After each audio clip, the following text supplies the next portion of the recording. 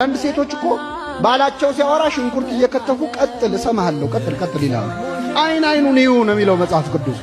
አይ ኮንታክት ያስፈልጋል። ልጄ ሆይ ስሚ ምን በይ እይ ጆሮሽንም አዘንቢ ወገንሽንና የአባትሽን ቤት እርሺ ርሲ ዝበኪ ወቤት አቡኪ እስመ ፈተወ ንጉሥ ነቂ ንጉሥ ባልሽ ውበትሽ ነው። ነቢየ እግዚአብሔር ዳዊት ባልን ንጉሥ አደረገው። አሁን ወንድማችን እዚህ ነግሶ ነው የምታዩት። እዚህ ያላችሁ ባሎች በሙሉ ነገስታት ናችሁ።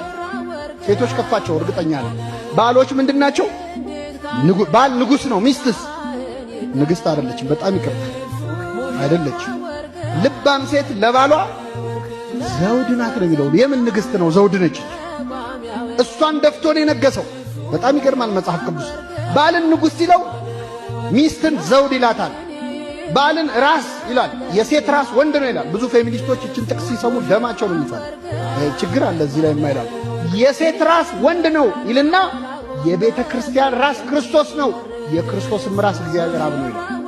የክርስቶስ ራስ ማን ነው? አብና ወልድ ይበላለጣሉ እንዴ? የክርስቶስ ራስ እግዚአብሔር አብ ነው ሲል አብ ከወልድ ይበልጣል ማለት እንዳልሆነ ሁሉ የሴት ራስ ወንድ ነው ሲባልም ወንድ ይበልጣል ማለት ነው። አንዳንድ ሴቶች ሴት ልጅ ረዳናት ሲባል አሲስታንት አድርገው ነው የሚያስቡትና ቀጥል ነው የሚሉት። ሴት የወንድ ረዳናት ማለት እኮ ሴት ከወንድ ታንሳለች ማለት አይደለም። አዎ ሴት ልጅ የወንድ ረዳት ናት። ነቢየ እግዚአብሔር ዳዊት ደግሞ ሲጸልይ ምን አለ መሰላችሁ? እግዚአብሔር ረዳቴ ነው። እግዚአብሔር ምኔ ነው? እና ዳዊት እግዚአብሔር ከኔ ያንሳል ማለቱ ነው እንዴ? እኔ ራሴ ተቆርጦ ቆሜ ልሄድ አልችልም። ይሟላል ማለት ነው። አያችሁ፣ የሴት ራስ ወንድ ነው ማለት የወንድ አካሉ ሴት ነች ማለት ነው። ያለ ሴት በሕይወት ቆሞ ሊሄድ አይችልም። ስለዚህ ሰው እናትና አባቱን ይተዋል፣ ከሚስቱም ጋር ይጣበቃል፣ ሁለቱም